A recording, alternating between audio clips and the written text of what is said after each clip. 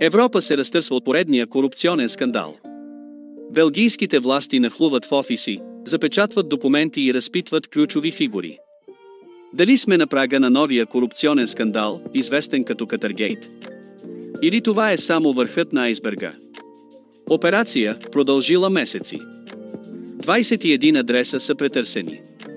Над 100 разследващи на терен. Възможност за сваляне на имунитети. И всичко това, свързано с една от най-големите технологични компании, Huawei. Какво стои зад внезапния интерес на белгийската прокуратура? Опит за подкупване на евродепутати? Или нещо още по-дълбоко? Разследването започна с серия от проверки в Европейския парламент. Съмненията бяха, че китайски лобисти, свързани с технологичния гигант Huawei, са се опитвали да влияят върху европейското законодателство, използвайки неофициални канали. Парите и подаръците, според източници, минавали под прикритието на търговски лобизъм. Местните медии разкриват, че обиските са извършени не само в Белгия, но и в Португалия. Разследващите органи са фокусирани върху група евродепутати и техните съветници, които са били в контакт с представители на Huawei.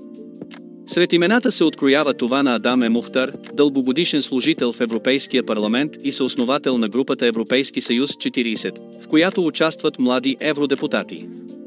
Любопитна подробност, предишният и президент беше Ева Кайли, ключова фигура в корупционния скандал Катъргейт.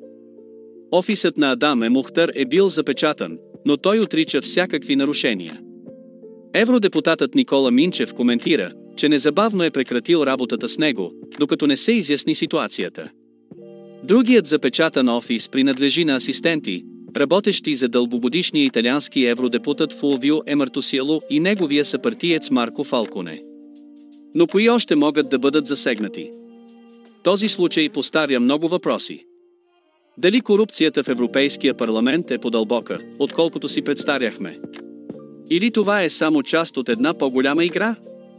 Връзката с Катъргейт е нещо, което не може да бъде пренебрегнато.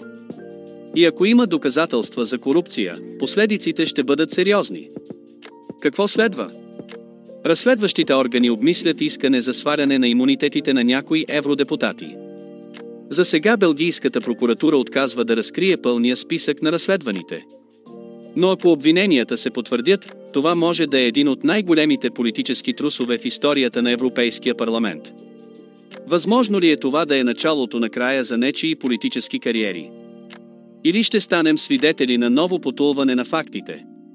Скандали, разследвания, политически игри. Доколко прозрачни са институциите, които управляват живота ни? А дали гражданите ще получат истината? Едно е ясно, в политиката, както и в живота, нищо не е такова, каквото изглежда. Следете развитието на случая. Ние ще продължим да следим всяка нова следа.